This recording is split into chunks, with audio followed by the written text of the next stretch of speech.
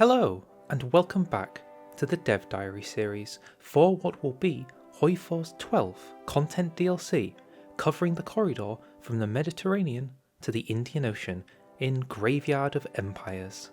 Looking at the schedule, we seem to have a bit of a packed timeline between now and the release of the DLC on March 4th, so let us begin by looking at perhaps the most impactful nation of this pack, the historical British Raj.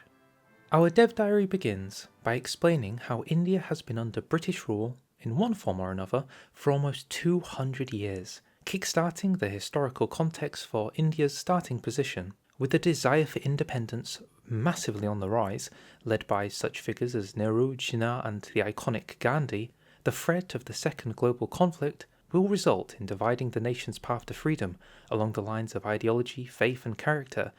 So, it's just a normal day in Hoi4. The first section is titled Princely States, and me being me, I was completely drawn into this. Going forward, the British Raj will begin with non-cord territory across the peninsula, representing the autonomous princely states and not being fully integrated into the Indian sphere. As you play the game, you will unlock ways to core said states. So in this image, we can see all of the princely states not as uncored territory, but as releasable nations, which is extremely interesting to me as potential new nations to play. Do you think they're all going to have small focus trees, with an option to form a big formable nation like India? Perhaps some of them will have options to form different formable nations, new ones, like what we saw with the German releasables being able to form Germany, or the Ethiopian microstates, with their own focus trees being able to form Ethiopia. I do hope so.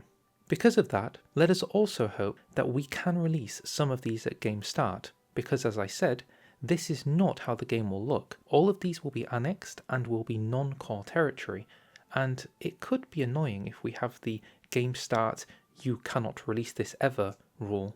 I'm willing to bet my left knuckle that everyone wants to play as Sikkim, hidden between Nepal and Bhutan. While we're still on this image, I can also say that Burma, seen there now released on the right, is going to remain released as a colony of the UK in 1936, so much like Congo in Gotterdamerung, we now have a new world nation to start with.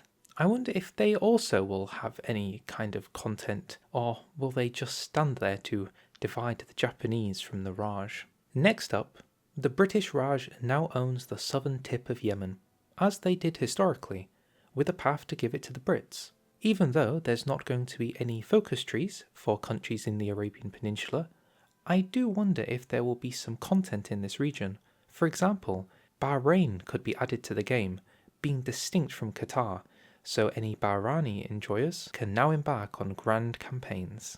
Additionally, we also have unique laws for those princely states. One to ensure they cause you no problems with independent rule, but also princely subjugation to maximise the industrial and resource output of these states at the cost of manpower and equipment. Lucky for you, India is filled with manpower.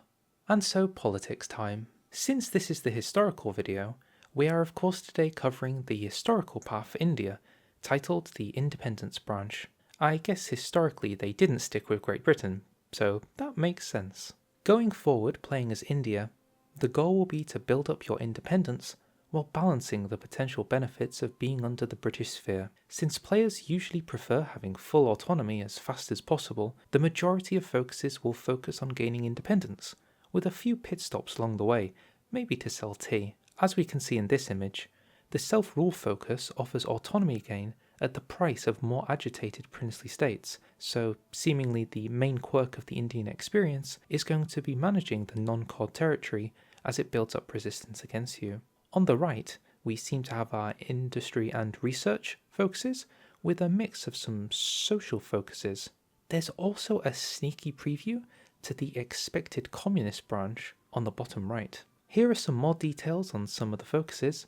Most of them are kind of obvious, read them and you get it, but two I want to dissect. The tea export focus offers two outcomes. One, to basically torpedo your own autonomy gain at the benefit of 25% construction speed bonus. You stack it every time you click it, which is an interesting idea for a Raj player wanting to, for example, stay loyal in multiplayer.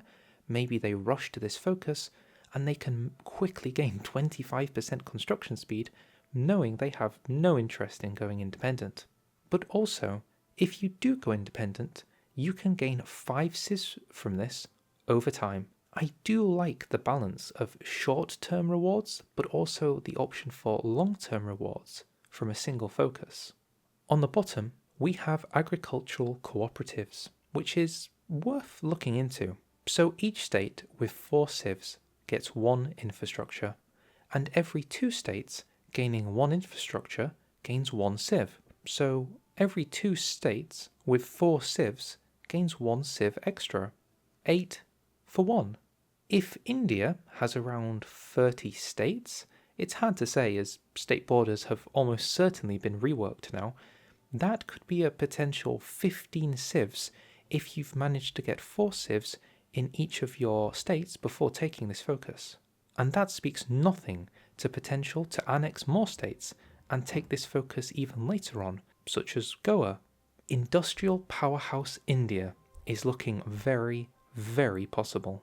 By not taking the ahistorical communist path and instead clicking Gandhi's cheerful face, we continue into the historical branch with another choice on the future of India, a 2-nation solution or one united India. Picking united India will slow you down, as coring up all the land will be much more difficult in a polarized mega-nation, but picking up the 2-nation theory will follow through with Pakistan and a few princely states declaring independence from India, as has historically happened. When one of the princely states goes independent, it seems there is a decision investment scheme similar to the currently broken one for the Netherlands with Gateway to Europe, to sway Kashmir to yours or Pakistan's sphere.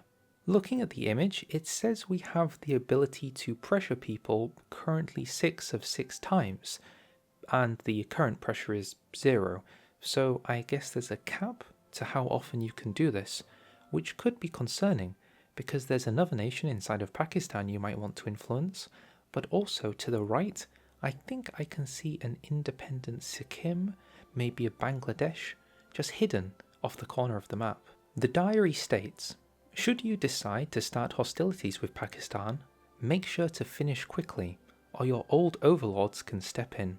So it seems there could be a path for Britain to retain India in historical play by backing Pakistan long enough to foil India's ambition and then retaking India.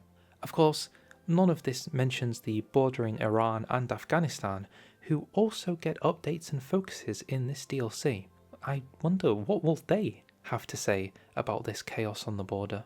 Near the bottom of this branch is the hegemony of the subcontinent focus, giving nice bonuses towards resources, construction speed, and research, allowing you to jumpstart your entry into the superpower leagues.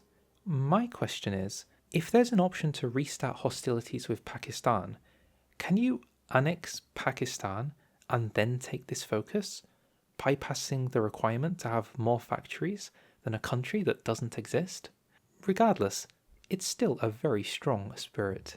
The next branch down is the After Independence branch. This tree really takes us on a journey. The opening focus with India Indivisible will allow you to core your remaining territory that hasn't been cored yet. I wonder if that includes a Pakistan that went independent under 2-nation theory, then you re-annexed. Can you still recore them? After that is a choice between staying with the Allies or going alone. I'm interested to see if India is non-aligned in this scenario, because if so, that could mean you have access to some minor territorial expansion. Afterwards, we see a focus to annex Goa, which may provoke a war with Portugal, but also a Tiger Unchained, which may be far more aggressive. One focus shown suggests you have the ability to turbocharge your economy here, which to me feels very strong if comboed with the Civ for States focus given earlier in the tree. How much construction speed can this India get? 25, 25, 25? My goodness. Alright, that wraps up the core historical focuses, and honestly it looks surprisingly full. Perhaps that's to the benefit of overlapping industrial and political focuses. The following smaller branches I don't have too much to comment on, as they are indeed smaller, but they also don't reveal any of the focuses, so they're just text for now. The army tree offers the instant choice to keep it British or commit to Indianisation. Do we think the British way still works after declaring independence? Railways make an important branch of their own, which is fitting considering their impact in the landscape of modern India. With mention of the Burma Road, I wonder also how much impact India can have in China beyond their typical Indo-China conflict with Japan, perhaps working a backdoor method with Tibet or somehow supporting the Chinese outright. The military-industrial branch is short and sweet, boosting mills and MIOs, with an upgraded MIO policy at the end. We do get to see one of the focuses, proving that is exactly what it does, so no major surprises here. And lastly to the military section, we have an equipment branch, covering artillery, tanks, guns, soldier welfare and, interestingly, quinine. I think we'll touch on that soon. Note that many focuses are returning from the old tree, such as the Gurkhas and Lions of the Great War, so perhaps we're going to see some familiar favourites if you did enjoy some aspects of the Indian tree. Our next section is on Agrarian Society. Agrarian Society is still in the game, and even more potent this time, so don't expect to be able to summon 1,000,000 men in 36. That being said, the methods to deal with it have seemingly been expanded.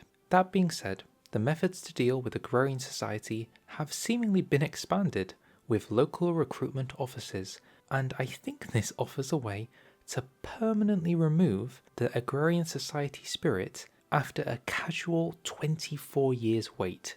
So, no rush. By taking regimental loyalty, you can however bring it down by 3 years and help remove those buffs, so now you only have to wait 21 years to remove Agrarian Society. Below that more is a decision you can use to help remove the spirit even faster for 350 political power. This may sound weird, but I kind of like the idea that there is this massive long-term growth project you can work towards heading into the 1940s. A lot of the time, I feel Hoi4's content kind of teeters off somewhere around 1940, 1942, but this is objectively something you will be working towards long into the 40s, which is good for people who are looking for more things to do later on into the game. India only gets stronger and stronger. Of course, not everything is always uphill. The last part of the dev diary is to me an odd one, but a challenge that needed representing. The Bengal famine is an event that can spawn under 3 possible conditions. If the country of Bengal loses a state while in a faction with India, if India loses a state, or you reach a specific date. Presumably the historical 1943, but I wonder if turning the game ahistorical means the date is allowed to be whatever it wants. After this event has spawned, the tragedy begins, with both horrific state modifiers making any conflict there a nightmare, while also giving an awful national spirit which decides that having political power is now banned from the entire game. The numbers there are so consistent, I wonder if they work in a way that it's for every state you have famine in, you lose 5-star support and PP. So in this situation, the player has lost 7 states to the famine, so they've got minus 35 on everything. Or maybe that's just the assigned number and it's a coincidence. It was just so odd that they're all 35. Strange. The quinine focus we mentioned earlier comes into play here, as it stops the famine from spreading. So, if I interpret this correctly, the Bengal famine is like a CK3 plague, and it spreads from state to state from a starting location relevant to the condition to which started the famine. And so, by using deploy emergency healthcare, you can reduce the chance of famine spreading to another state, kind of like using a physician to increase plague resistance in CK3.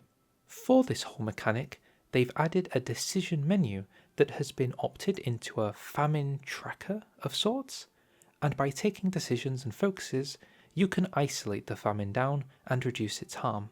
It was for this reason I described this mechanic as odd, as understanding how this will work in practice is a tad confusing to me. For example, what is the time frame for the famine spreading? Is it one state every month, one state every 3 months? Does it all instantly happen at once? All that is certain is that after a certain period, in the image shown, as between 13 to 25 months, the famine will go away and you can get back on track.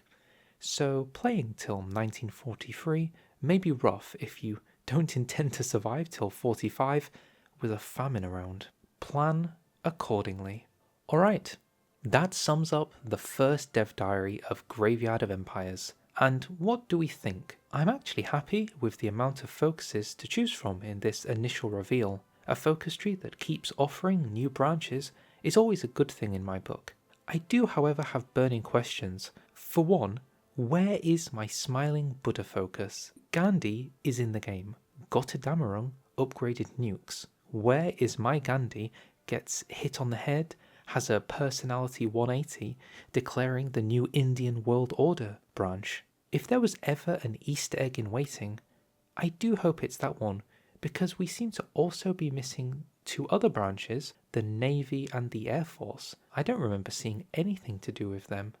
On a more serious note, I am also interested to know what interactions India has with its neighbour, as this dev diary was very light on that topic, and if you're adding focus trees for Iran and Afghanistan, then I'd hope there would be focuses relating to interacting with them now that they're going to be more significant players. Additionally, what of the Tibet region, Indochina, and of course the corridor to the Med? What interactions can you have with all of your neighbouring neighbours? I guess we'll have to wait and see. With that, I'll say thank you very much for watching. If you liked the first Graveyard of Empires dev diary, then feel free to like, feel free to subscribe, and I'll see you next time for A Historical India. Bye.